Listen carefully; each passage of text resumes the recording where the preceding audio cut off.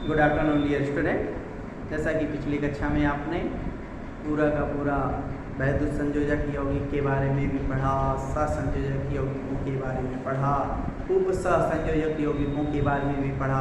ये भी जाना कि जो उप सहसंयोजक यौगिक होते हैं उनका जो गुणधर्म होता है वो वैद्युत संयोजक यौगिक और सहसंयोजक यौगिक के मध्य क्या होता है, और इनका जो गलनांक पथनांक भी होता है इन दोनों यौगिकों के मध्य का ही होता है।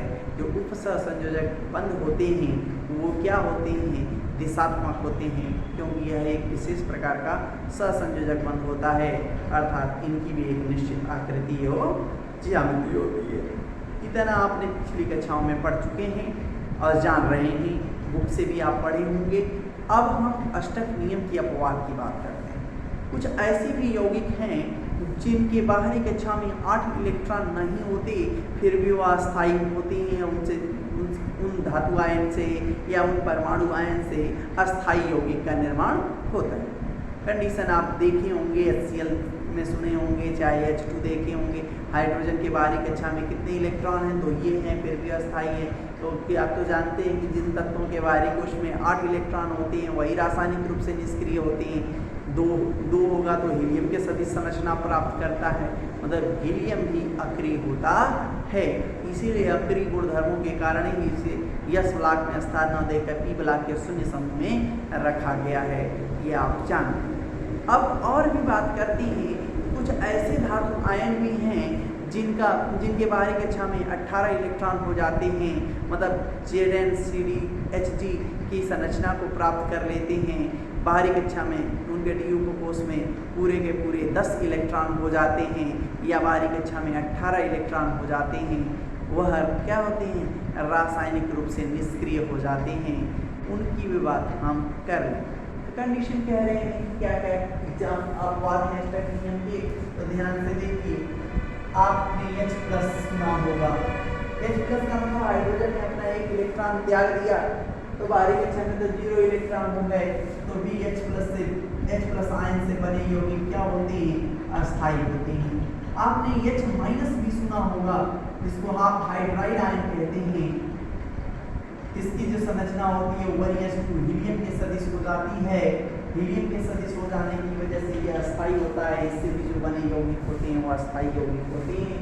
फिर बात करता है दूसरा, लिथियम आयन है, बेरिलियम आयन है। बेरिलियम, लिथियम पे 1+ होता है, बेरिलियम पे 2+ होता है। इनकी भी संरचना कैसी हो गई, 1s2 के सदिश हो जाती है, हीलियम के सदिश हो जाती है। इन आयनों से भी बने यौगिक क्या होते हैं, अस्थायी होते हैं, अर्थात ये के बाहरी कक्षा में 8 इलेक्ट्रॉन न होते हुए भी अस्थायी यौगिक का निर्माण करते हैं। इसके नियम के अपवाद होते हैं, अष्टक नियम के अपवाद होते हैं। तीसरा कहता है कि कोई भी तत्व का परमाणु यदि ZnCdHg पे 2+ आयन की संरचना भी प्राप्त कर लेता है, या आपकी बात करें आप इसके आगे चलें तो आप इंडियन तिलक, आप इस पर 1+ की बात करें चाहे 3+ की बात करें,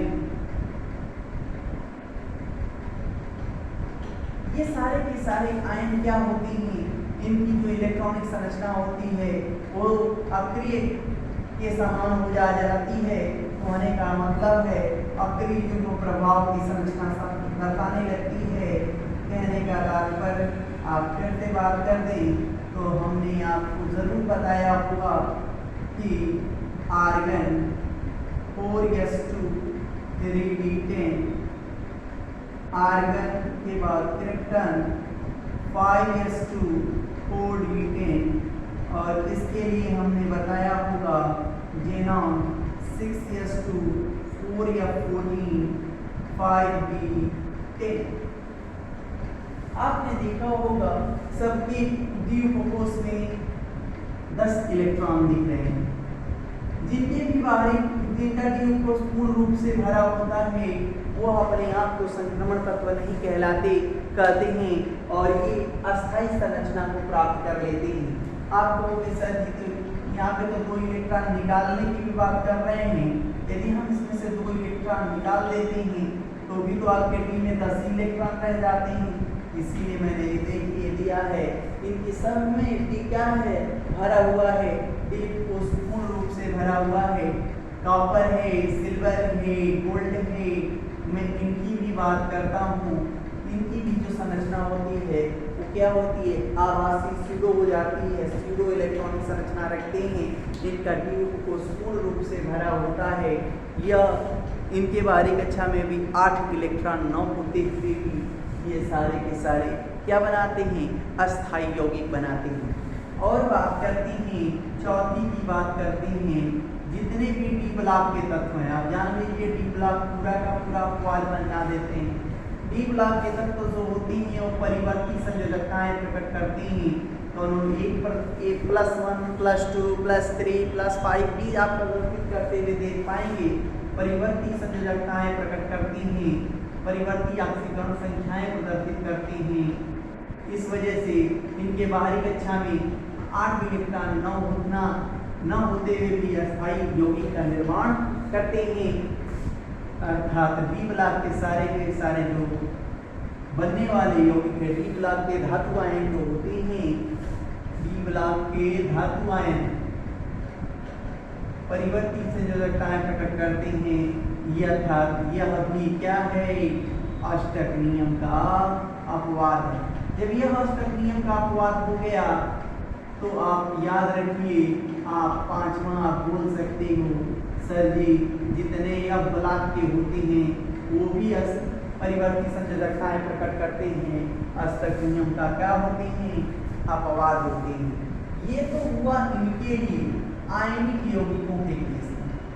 इनके केस में हमने पढ़ा आयनिक यौगिकों में इतने जो आयन के रूप में फॉर्म दिख रहे हैं, ये आयन एग्जिस्ट करते हैं। इनके बाहरी कक्षा में 8 इलेक्ट्रॉन नहीं होते हैं। देख रहे हैं आप, 8 इलेक्ट्रॉन नहीं होने के बावजूद क्या बनाती हैं, अस्थायी संरचना बनाती हैं। तो ये सारे के सारे क्या हैं, अष्टक नियम का अपवाद। साथ ही साथ चलिए अगला हम बात कर देते हैं। कहता है कि सर ये तो आप आयनिक यौगिक वैद्युत संयोजक यौगिकों में अपवाद की बात की है, 4 पॉइंट आप बात करिए ना। बात करते हैं सहसंयोजक यौगिक। कुछ ऐसे भी सहसंयोजक यौगिक हैं जो साझेदारी के बंध के फलस्वरूप, सहसंयोजक बंध के फलस्वरूप यौगिक का निर्माण करते हैं। इनके बाहरी कक्षा में भी 8 इलेक्ट्रॉन नहीं होते हैं, फिर भी अस्थायी संरचना बनाते हैं। दिखाते हैं क्या। आप देखिए होंगे सहसंयोजक यौगिकों की बात करें तो हम BeCl2 ले लेते हैं, हम BF3 BCl3 ले लेते हैं। देख लीजिए संरचना भी इसकी बना दे। बेरिलियम के बाहरी कक्षा में 2 इलेक्ट्रॉन, क्लोरीन के बाहरी कक्षा में कितने इलेक्ट्रॉन, 7 इलेक्ट्रॉन। साझेदारी करा दो। यदि साझेदारी कर भी लेगा तो क्लोरीन का तो अष्टक पूरा हो गया, 2 का 8 हो गया, 2 का 8 हो गया, लेकिन बेरिलियम 2 का 4 न हुआ संयोजी, मतलब 2 तो था ही, 2 इसने साझेदारी कर लिया तो कितना हुआ, 2 ही न बढ़ा, 2 ही न बढ़ा। तो कंडीशन ही इसके बाहरी कक्षा में कितने हो पाए संयोजी इलेक्ट्रॉनों की संख्या 4 ही हो पाई। फिर भी क्या BeCl2 एग्जिस्ट नहीं करता है। तो ये BeCl2 भी क्या है, अष्टक नियम का अपवाद। BF3 को भी आपने देखा, BCl3 देख लीजिए। बोरान के बाहरी कक्षा में कितने इलेक्ट्रॉन, तो कहता है कि सर जी बोरान के बाहरी कक्षा में आपने बताया 5 होता है, 2 का 3। क्लोरीन के बाहरी कक्षा में कितने इलेक्ट्रॉन, 7 इलेक्ट्रॉन होते हैं। साझेदारी करा दीजिए। साझेदारी आप देखिए, अलग अलग हम बिंदुओं से दर्शाने का प्रयास कर रहे हैं, आपको भी अलग अलग बिंदुओं से ही दर्शाना है। क्लोरीन के बाहरी कक्षा में कितने इलेक्ट्रॉन, तो 7 इलेक्ट्रॉन। साझेदारी करा दीजिए। बोरान के बाहरी कक्षा में 2 तो 4 तो 6 इलेक्ट्रॉन हो पाए, 3 में साझेदारी कर पाया। अधिकतम कितने संयोजी इलेक्ट्रॉन हुए, 6 हुए। ये भी अष्टक को पूरा नहीं कर पाया, ये भी क्या है, अष्टक नियम का अपवाद है। साथ ही साथ अगला भी देखिए, AlCl3 भी है। AlCl3 जो होता है अष्टक नियम का अपवाद होता है। यह अपने डाइमर के फॉर्म में एग्जिस्ट करता है, Al2Cl6 के रूप में एग्जिस्ट करता है। कैसे? ध्यान से देखते हैं। ये भी क्या है? अस्टक नियम का अपवाद है, हम दिखा देते हैं। AlCl3 की संरचना आप बनाओगे तो क्या बनाओगे? एल्युमिनियम के बाहरी कक्षा में कितने इलेक्ट्रॉन? 3 इलेक्ट्रॉन। वो कैसे सर जी? एल्युमिनियम का होता है 13 2 गामा 8 गामा 3, बाहरी कक्षा में कितने इलेक्ट्रॉन? 3, संयोजी इलेक्ट्रॉन की संख्या 3 होती है। क्लोरीन के बाहरी कक्षा में कितने इलेक्ट्रॉन? क्लोरीन के बाहरी कक्षा में 7 इलेक्ट्रॉन होते हैं। साझेदारी करेंगे। क्लोरीन के बाहरी कक्षा में कितने इलेक्ट्रॉन? 7 इलेक्ट्रॉन। क्लोरीन के बाहरी कक्षा में कितने इलेक्ट्रॉन? 7 इलेक्ट्रॉन। देख रहे हैं आप?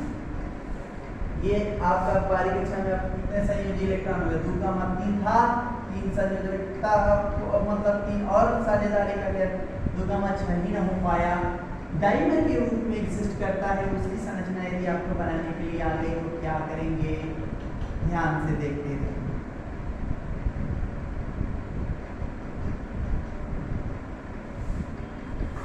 हम इधर बनाते ही समझाते ही आपको।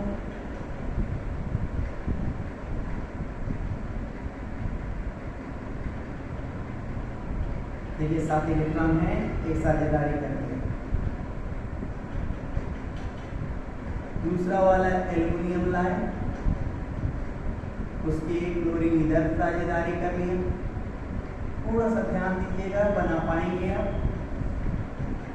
इसके बाहरी कक्षा में एल्युमिनियम के बाहरी कक्षा में कितने इलेक्ट्रॉन? तो पहले ही से आपने निर्धारित कर दिया, 3 होते हैं। क्लोरीन के बाहरी कक्षा में कितने इलेक्ट्रॉन? तो 7 इलेक्ट्रॉन होते हैं। एक साझेदारी करके अष्टक पूरा कर लिया है क्लोरीन, एक साझेदारी करके अष्टक पूरा कर लिया क्लोरीन। लेकिन एल्युमिनियम अपनी संयोजकता को पूर्ण नहीं कर पाया। तो ध्यान से देखिए, ये साझे का इलेक्ट्रॉन युग्म, इसके ये साझे का इलेक्ट्रॉन युग्म तीर द्वारा दे दिया जाता है, तब जाके इसका अष्टक पूरा होता है। ऐसी बात अष्टक नियम नहीं कहता है। यहाँ डाइमर का फॉर्म एग्जिस्ट कर रहा है। इसी के साथ साथ हम डाइबोरेन की बात करते हैं, D2S6 की बात करते हैं, डाइबोरेन की बात करते हैं, D4-ओटेन की बात करते हैं। ये सारे के सारे क्या होते हैं? H12 की बात करते हैं। ये सारे के सारे क्या हैं? आपके अष्टक नियम के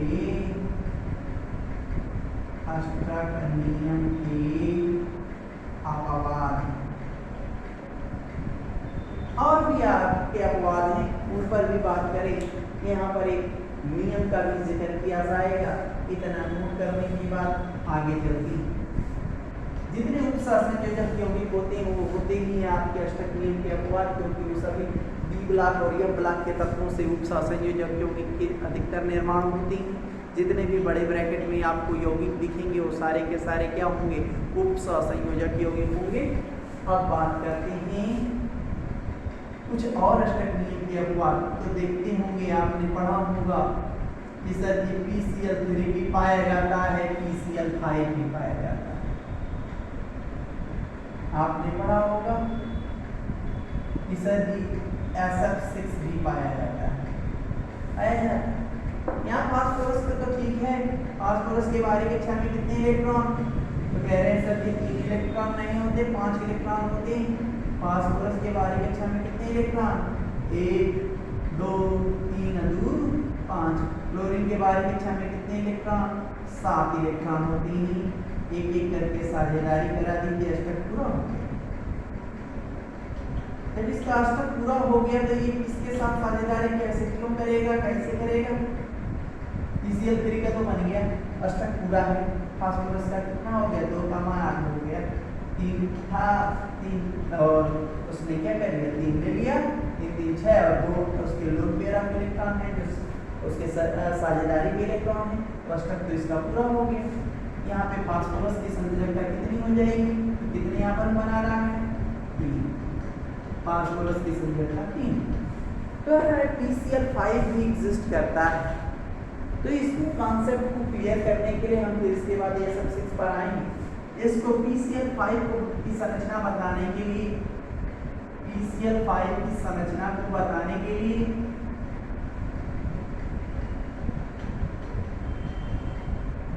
सगडीन ने किसी किताब में सुगडेन लिखा है, सुगडेन ने या सगडेन, जो भी आप पढ़ना चाहें तो पढ़िएगा।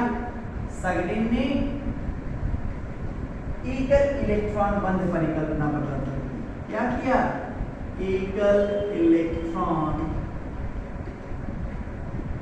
बंध, single electron bond, single electron bond परिकल्पना को प्रस्तुत किया, जो पूरी तरह से गलत था। दिखाएंगे कैसे। कहता है कि जब किसी तत्व के बाहरी कक्षा में 8 इलेक्ट्रॉन हो जाते हैं, कितने इलेक्ट्रॉन हो जाते हैं? 8 इलेक्ट्रॉन हो जाते हैं। देख रहे हैं 5 है फास्फोरस के बाहरी कक्षा में। कहता है कि क्लोरीन के साथ साझेदारी करा दीजिए सर जी, एक इलेक्ट्रॉन की साझेदारी कर लिया, एक इलेक्ट्रॉन की साझेदारी कर लिया।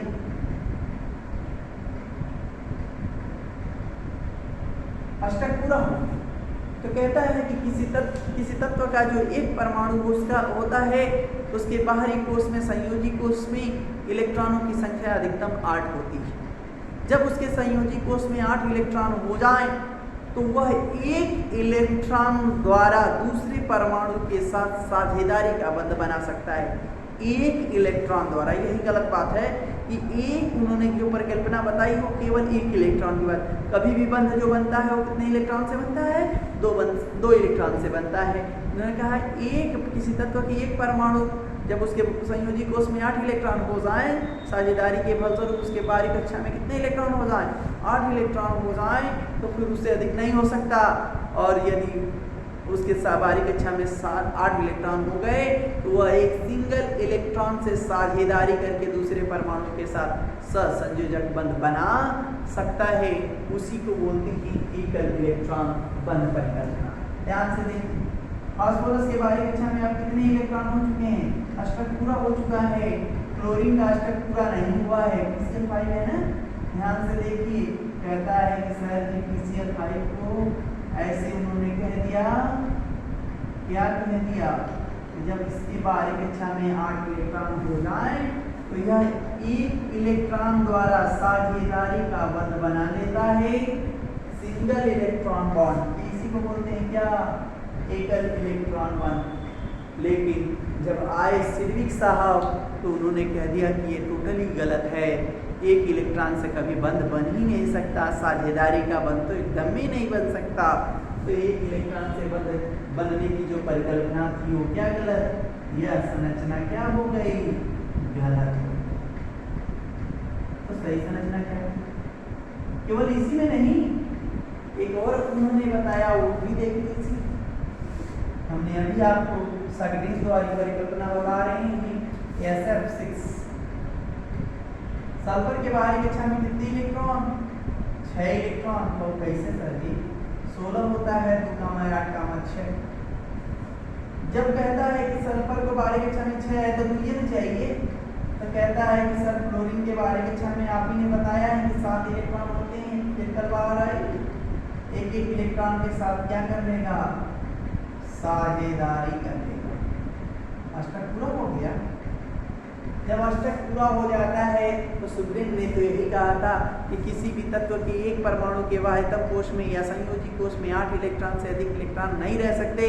यदि उसके बाहरी कक्षा में 8 इलेक्ट्रॉन हो जाए, तो वह एक इलेक्ट्रॉन द्वारा साझेदारी का बंध बना सकता है। मतलब ये दान देगा कितने क्लोरीन परमाणुओं को? ध्यान से देखिए, दे दिया क्लोरीन परमाणु है, यहां पर भी दे दिया,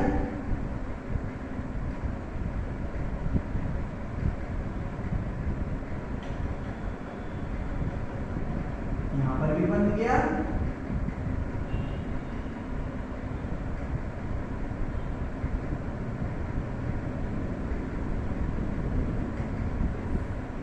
ये आपने कौन सा बंधन बनाया, एकल इलेक्ट्रॉन बंध। अब इस संरचना को गलत किया, अपनी नई थीसिस लेके आए, नाम था सुगडेन। क्या नाम था? सुगडेन। की परिकल्पना को गलत करने वाले वैज्ञानिक आए सिडविक साहब, और उन्होंने एक नियम प्रतिपादित किया। तो सिडविक की अधिकतम संयोजकता का नियम, संयोजकता का नियम, मैक्सिमम बैलेंस रूल। सिडविक साहब क्या कहे? सिडविक की स्पेलिंग लिख लीजिए, SIDGWICK,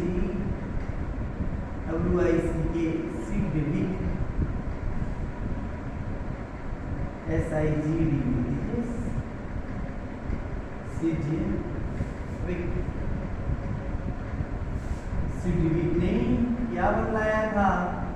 कहा था केमिस्ट बना क्रिकेटर एक नियम के रूल को फॉलो करते ही कि वो 6 गेंद की बात करता है, 6 आवर्त की बात करता है, और क्या बतलाने का प्रयास करता है।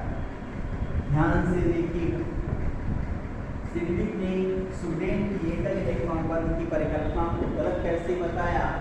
उन्होंने कहा प्रत्येक आवर्त, प्रथम आवर्त की बात करूं, प्रथम आवर्त फर्स्ट की बात किया, सेकेंड आवर्त की बात करें, थर्ड आवर्त की बात करें, फोर्थ आवर्त की बात करें, फिफ्थ आवर्त की बात करें, सिक्स्थ आवर्त की बात करें, और 7वां तो अपूर्ण था, अब न हो गया 7वां आवर्त की बात करते हैं। तो कहता है कि सर जी क्रिकेट में तो 6 गेंदा होती है, आप उसी को बता रहे थे, केमिस्ट बना क्रिकेटर। ध्यान से देखिएगा, हम उसी पर बात कर रहे हैं।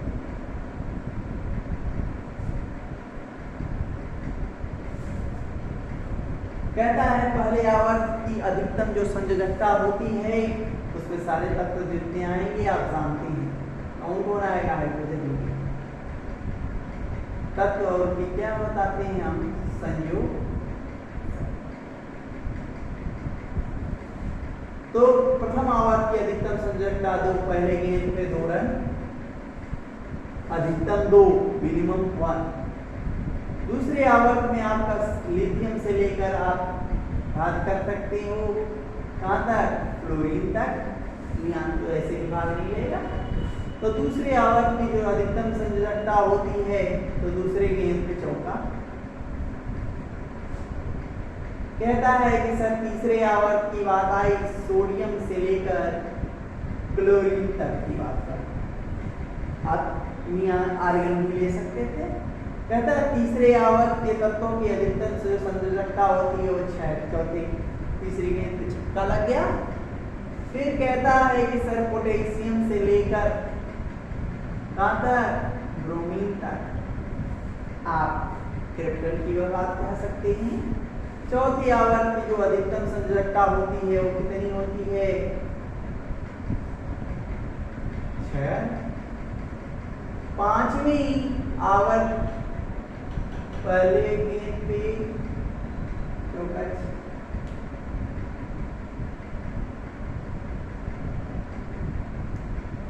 चौथे वाले आवर्त में अधिकतम संयोजकता कितनी होगी? 8 हो सकती है। पांचवें की भी कितनी होगी? लिथियम के बाद, सोडियम के बाद रूबीडियम से लेकर सीजियम तक, इसकी भी 8 होगी। फिर सीजियम से लेकर आप कहाँ तक बात करते हैं? 80 तक की बात करते हैं, इसकी संयोजकता भी क्या होगी? 8। तो किसी भी समूह की जो, किसी भी आवर्त की जो संयोजकता होती है वो मैक्सिमम कितनी हो सकती है? तो पहले गेंद पे केमिस्ट बना क्रिकेटर 6 गेंद की बात करेंगे, क्या क्या मार सकता है वो कंडीशंस की बात कर रहे हैं। तो पहले आवर्त की अधिकतम संयोजकता कितनी? 2। दूसरे आवर्त की अधिकतम संयोजकता 4। तीसरे आवर्त की अधिकतम संयोजकता 6। और चौथे आवर्त की भी अधिकतम संयोजकता 6 से 8 की बात किया। 8 केवल किसमें, अपवादों में। 6 याद रखिएगा, 5वें और 6ठे 7वें की आपकी क्या हो जाएगी, 5वें 6ठे 7वें अधिकतम संयोजकता कितनी होगी, 8। यही आपको इसमें आपको हमने चौथे में बताया है 8। तो जान लीजिए केवल अपवाद के केस की बात किया है, अधिकतम संयोजकता कितनी बताई जाएगी, 6।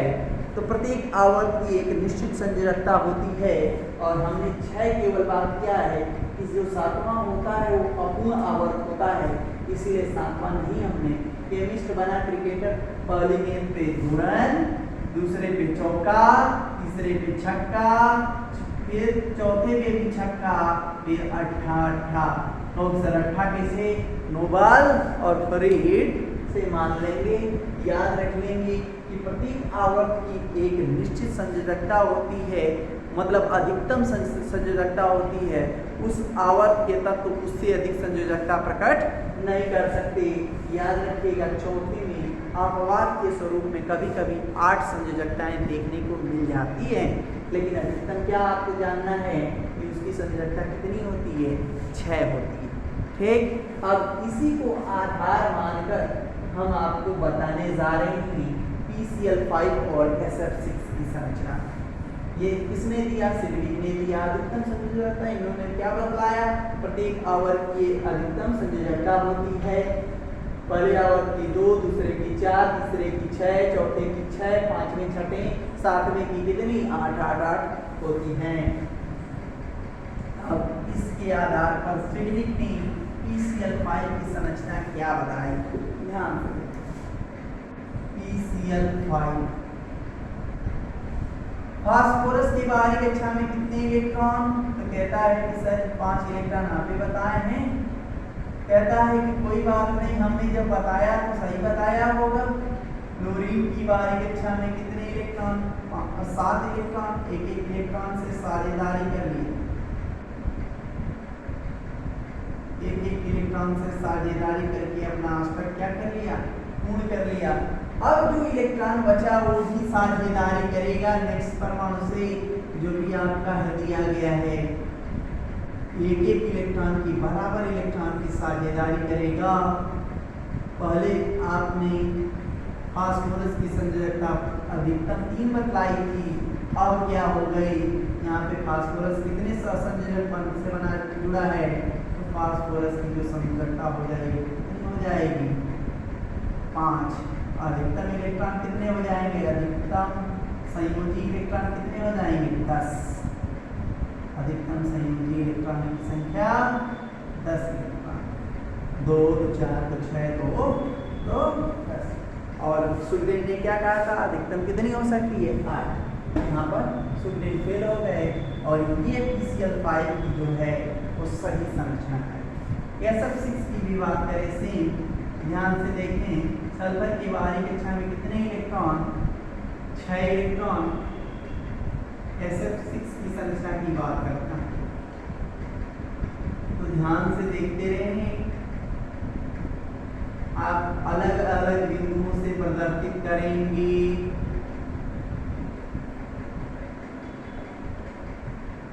अलग अलग बिंदुओं से प्रदर्शित करेंगे।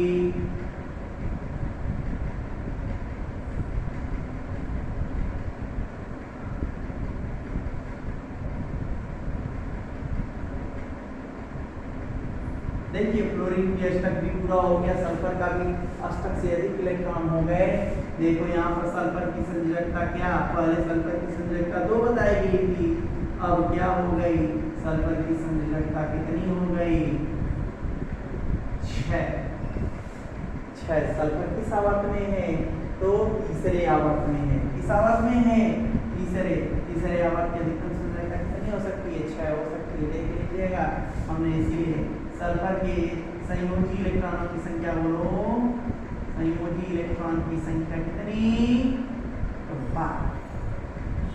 क्लियर। तो आप ये संरचना पढ़ेंगे, सुखदेव वाली संरचना को नहीं बनाएंगे।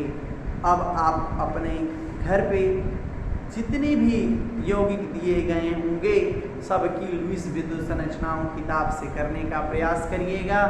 एक चीज़ हमेशा याद रखिएगा कि अष्टक नियम का अपवाद कौन कौन है।